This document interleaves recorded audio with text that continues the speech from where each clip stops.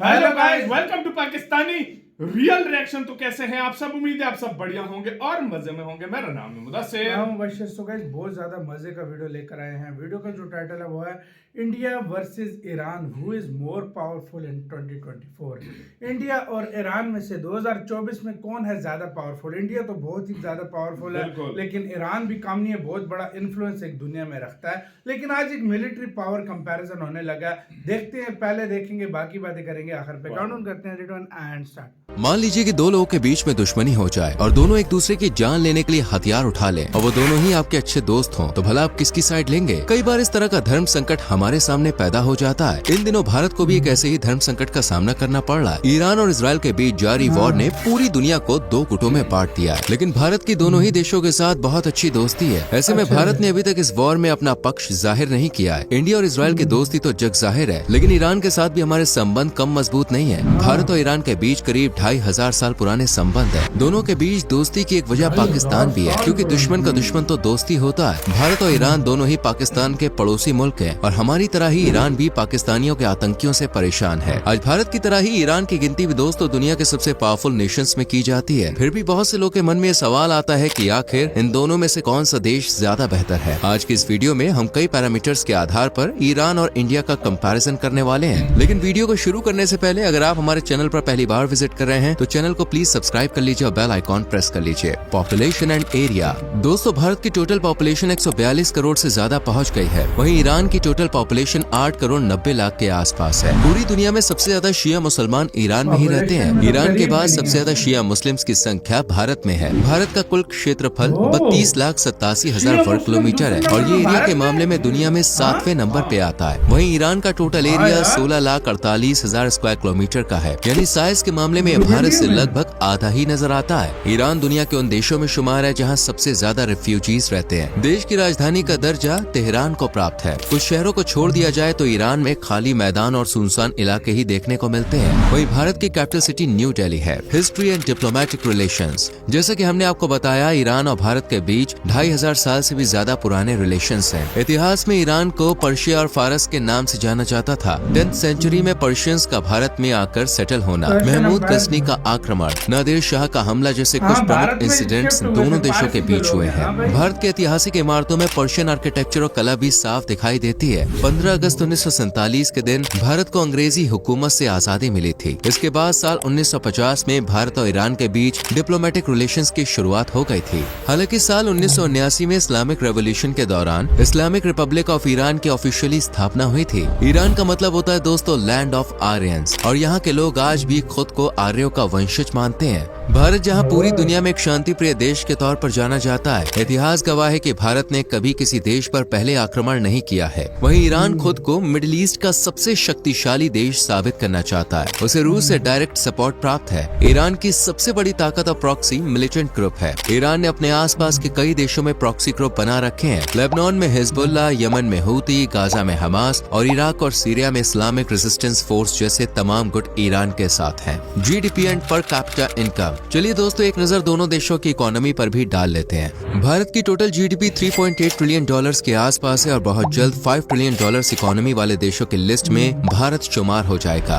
वहीं ईरान की total GDP 400 billion dollars के आसपास है। आज के समय में ईरान में दुनिया का तीसरा सबसे बड़ा तेल का भंडार मौजूद है और यही इस देश की सबसे बड़ी ताकत है। 10% ग्लोबल ऑयल रिजर्व्स और 15% गैस रिजर्व्स ईरान में मौजूद है। इसके अलावा यहाँ का पिस्ता, कालीन और केसर भी पूरी दुनिया में फेमस है। वहीं भारत की economy service sector, agriculture, manufacturing units पर बेस्ड है। आईटी एंड सॉफ्टवेयर टेक्नोलॉजी की फील्ड में भारत तेजी से तरक्की कर रहा है। भारत के लोग की पर कैपिटा इनकम $2700 है, तो वहीं ईरान के लोग की पर कैपिटा इनकम $4500 के आसपास है। इंडिया की पॉपुलेशन के कारण पर कैपिटा इनकम में ये पीछे नजर आता है। भारत हर साल बड़ी मात्रा में ईरान से तेल और गैस इम्पोर्ट करता है। बदले में भारत की ओर से चाय, अनाज और बासमती चावल का एक्सपोर्ट ईरान में किया जाता है। Language, religion and education. दोस्तों, भारत में सबसे ज्यादा बोली जाने वाली भाषा हिंदी है, लेकिन इसके अलावा संविधान में 22 अन्य भाषाओं को जगह दी गई है। भारत में हर 20 कोस में लोग की भाषा में परिवर्तन देखने को मिलता है। 1500 से ज्यादा भाषाएं भारत में बोली जाती हैं। वहीं ईरान में सबसे ज्यादा पर्शियन लैंग्वेज का इस्तेमाल किया जाता है। इसके अलावा कुर्दिश, ल्यूरी और गिलाकी जैसी भाषाएं भी आम बोलचाल में इस्तेमाल की जाती हैं। भारत में आज कई ऐसे वर्ड्स हैं जो पर्शियन लैंग्वेज से ही लिए गए हैं। भारत में 80% हिंदू, 14% मुस्लिम के साथ साथ सिख, बौद्ध, जैन और ईसाई धर्म के लोग भी रहते हैं। भारत एक सेकुलर कंट्री है जहाँ सभी धर्मों का सम्मान किया जाता है। वहीं ईरान एक इस्लामिक कंट्री है और देश की 99% पॉपुलेशन मुस्लिम्स की है। इस देश का कानून पूरी तरह से शरीयत लॉ पर आधारित है। भारत का लिटरेसी रेट 80% के आसपास है और इसमें तेजी से इजाफा हो रहा है। भारत के लोग एजुकेशन के महत्व को समझ गए हैं और देश के कई शहर ऐसे हैं जहां पर लिटरेसी रेट 90% से ऊपर पहुंच गया है। वहीं ईरान भी अपनी शिक्षा व्यवस्था को मजबूत करने में लगा हुआ है, क्योंकि ये देश जानता है कि एजुकेशन से ही आतंकवाद को हराया जा सकता है। ईरान का लिटरेसी रेट 90% है। Military and defence. दोस्तों, ईरान ने इजराइल के साथ वॉर की शुरुआत कर अपनी ताकत का परिचय दे दिया है। आज ईरान के पास कई अत्याधुनिक मॉडर्न मिसाइल्स और ड्रोन्स हैं, जिससे वो किसी भी देश के परखच्चे उड़ाने का दम रखता है। और यही वजह है कि इजराइल जैसी पावरफुल कंट्री की हालत खराब हो रही है और वो अमेरिका से मदद मांग रहा है। ग्लोबल पावर रैंकिंग में ईरान की रैंक 14th है, तो वहीं भारत इस लिस्ट में 4th नंबर पे आता है। यानी भारत दुनिया में चौथा सबसे ताकतवर देश माना जाता है। पिछले कुछ सालों में भारत ने अपने डिफेंस सिस्टम को मजबूत किया है। आज भारत के पास सुखोई, राफेल, तेजस जैसे फाइटर एयरक्राफ्ट हैं। INS विक्रांत और INS अरिहंत देश की नौसेना को मजबूती दे रहे हैं और ब्रह्मोस, पिनाका जैसी पावरफुल मिसाइल्स भी भारत के पास है। भले ही दोस्तों ईरान कितना ही पावरफुल क्यों ना हो जाए, लेकिन भारत के मुकाबले काफी कमजोर नजर आता है। भारत का डिफेंस बजट जहाँ $75 बिलियन का आंकड़ा पार कर चुका है, वहीं ईरान का डिफेंस बजट $10 बिलियन से भी कम है। Active personnel, armed vehicles, navy, air force, हर मामले में भारत का ही पलड़ा भारी है। इसके अलावा भारत एक न्यूक्लियर वेपन से लेस कंट्री है। भारत के पास 160 परमाणु हथियार है, वहीं ईरान के पास ऑफिशियली एक भी न्यूक्लियर वेपन नहीं है। कुछ लोगों का मानना है कि ईरान ने गुपचुप तरीके से परमाणु हथियार बना लिए हैं, लेकिन असल में ऐसा नहीं है। भारत और ईरान की आर्मी समय समय पर ज्वाइंट मिलिट्री एक्सरसाइज भी करती है। इससे दोनों देशों की दोस्ती का अंदाजा लगा सकते हैं। Some other interesting facts. दोस्तों, भारत से जुड़ी इंटरेस्टिंग इन्फॉर्मेशन तो अपनी वीडियोस में हम आपको बता चुके हैं। फिलहाल आज ईरान के बारे में थोड़ी ज्यादा बात करते हैं। ईरान के लोग अपनी संस्कृति और पुराने संस्कारों का भी अच्छे से पालन करते हैं। यहाँ घरों में लोग टेबल चेयर सोफे पर नहीं बल्कि जमीन पर बैठकर खाना खाते हैं। इस देश में सैटेलाइट पर बैन लगा हुआ है। साथ ही ज्यादातर सोशल मीडिया वेबसाइट्स जैसे फेसबुक, इंस्टाग्राम भी बैन है। सरकार का मानना है कि इन चीजों से देश में वेस्टर्न कल्चर को बढ़ावा मिलता है। ईरान में शादी को लेकर कई अजीब नियम बने हुए हैं। यहाँ पर शादी के लिए लड़कियों की मिनिमम एज 13 साल है और लड़कों के लिए 15 साल। इस देश में कोई पिता अपनी सौतेली बेटी से भी शादी कर सकता है, बस आपकी उम्र 13 साल से ज्यादा होनी चाहिए। साथ ही अगर कोई व्यक्ति चाहे तो किसी महिला से कुछ घंटे के लिए भी शादी कर सकता है और उसके बाद उसे तलाक दे सकता है। ईरान में चूंकि शरीयत लॉ लागू है, इसलिए यहाँ महिलाओं पर कई प्रकार की पाबंदियां हैं। यहाँ पर महिलाएं किसी गैर पुरुष से हाथ तक नहीं मिला सकती। महिलाएं अपनी मर्जी से तलाक भी नहीं ले सकती। सड़क पर डांस करना या गाना गाना भी एक बड़ा अपराध माना जाता है। ईरान में महिलाओं और पुरुषों के लिए ड्रेस कोड लागू है। महिलाओं को घर से बाहर निकलते वक्त हिजाब पहनना अनिवार्य है, तो वहीं पुरुष निक्कर या शॉर्ट्स पहनकर घर से बाहर नहीं निकल सकते। आज 21st सेंचुरी में भी ईरान न जाने किस जमाने में जी रहा है। ये देखकर दोस्तों काफी हैरानी होती है। Famous food. दोस्तों, भारत और ईरान दोनों ही देशों का जायका कमाल का होता है। खासतौर पर भारत के व्यंजनों में तो एक अलग ही स्वाद देखने को मिलता है। हर शहर और राज्य में आपको कई वैरायटी का खाना मिल जाएगा। इसमें इडली डोसा, दाल बाटी चूरमा, लिट्टी चोखा, रसगुल्ला, मक्के की रोटी, सरसों का साग, वड़ा पाव, छोले भटूरे जैसी अनेकों डिशेस शामिल है। भारत में फास्ट फूड का कल्चर लगातार बढ़ रहा है और इसी वजह से युवा पीढ़ी भी डायबिटीज और मोटापे का शिकार हो रही है। दूसरी ओर नॉनवेज के शौकीन लोग के लिए ईरान किसी जन्नत से कम नहीं है। Iranian rice cake, chicken skewers, Iranian noodle soup, Persian stew, meat and bean broth, baghali polo, ज़रेश्क पोलो जैसे डिश आप ईरान में खा सकते हैं। इस देश में शराब पर पूरी तरह से बैन लगा हुआ है, क्योंकि इस्लाम धर्म में शराब को हराम माना गया है। Famous tourist places. दोस्तों, भारत पूरे विश्व के पर्यटकों को अपनी ओर आकर्षित करता है। यहाँ की संस्कृति, समृद्ध इतिहास और कल्चर लोगों को दीवाना बना देते हैं। भारत में जम्मू कश्मीर से लेकर कन्याकुमारी हर स्टेट में अनेकों टूरिस्ट प्लेसेस मौजूद हैं। गोवा भारत का सबसे पसंदीदा टूरिस्ट डेस्टिनेशन है, तो वहीं विश्व प्रसिद्ध ताजमहल भी भारत में ही मौजूद है। दिल्ली का लाल किला, हैदराबाद का चार मीनार, मुंबई का गेटवे ऑफ इंडिया, प्रकृति की गोद में बसे हिमाचल प्रदेश और उत्तराखंड, कश्मीर की वादियाँ, राजस्थान के किले, दक्षिण भारत के हरे भरे जंगल और खूबसूरत समुद्री तट जैसी असंख्यात ऐसी जगह है जहाँ पर आप घूमने के लिए जा सकते हैं। शायद ही कोई अपने एक जन्म में भारत और सभी टूरिस्ट डेस्टिनेशंस की सैर कर पाए। दूसरी ओर ईरान एक ऐतिहासिक देश है। इस देश देश में कई प्राचीन इमारत और मॉन्यूमेंट्स है। यहाँ पर आप यज़्द के पुराने शहर का दीदार कर सकते हैं, जिसे यूनेस्को वर्ल्ड हेरिटेज साइट का दर्जा भी प्राप्त है। परसेपोलिस, नक्श जहां स्क्वायर, गोल्डन पैलेस, इमाम मॉस्क, जामे मॉस्क, नक्श रुस्तम, शेख लुत्फुल्लाह मॉस्क जैसी जगह भी घूमने के लिए जा सकते हैं। यहाँ की मस्जिदें और प्राकृतिक खूबसूरती यकीनन आपका दिल जीत लेगी। दोस्तों, ईरान में चलने वाली करेंसी ईरानियन रियाल है, जो दुनिया की सबसे कमजोर करेंसीज में से एक मानी जाती है। एक भारतीय रुपया करीब 500 ईरानी रियाल के बराबर है। अमेरिका के सेक्शंस की वजह से ईरान की करेंसी लगातार डिवैल्यूएट होती जा रही है। दोस्तों, आज भारत ईरान में कई बड़े बड़े प्रोजेक्ट्स भी चला रहा है। इनमें चाहबार पोर्ट का प्रोजेक्ट भी शामिल है। यही वजह है कि ईरान और इजराइल के बीच जारी वॉर में भारत कूटनीति का इस्तेमाल कर रहा है। भारत ने खुलकर ना तो किसी देश को सपोर्ट किया है, ना ही किसी के विरोध में कुछ कहा है। भारत ने स्टेटमेंट जारी किया है कि दोनों देशों को बैठकर डिप्लोमेटिक तरीके से मामले का निपटारा करना चाहिए। और वास्तव में देखा जाए तो किसी भी लड़ाई को सॉल्व करने का यही बेस्ट तरीका माना जाता है। उम्मीद करते हैं दोस्तों आपको हमारी ये वीडियो पसंद आई होगी। भारत और यार वीडियो खत्म। यार पावर में तो इंडिया के सामने कुछ भी नहीं है ईरान, कोई शक नहीं लेकिन है। दोनों देश अपनी एक हिस्ट्री जो है वो साझा करते हैं। और बहुत मुझे ज्यादा। ये चीज नहीं पता थी कि ईरान के बाद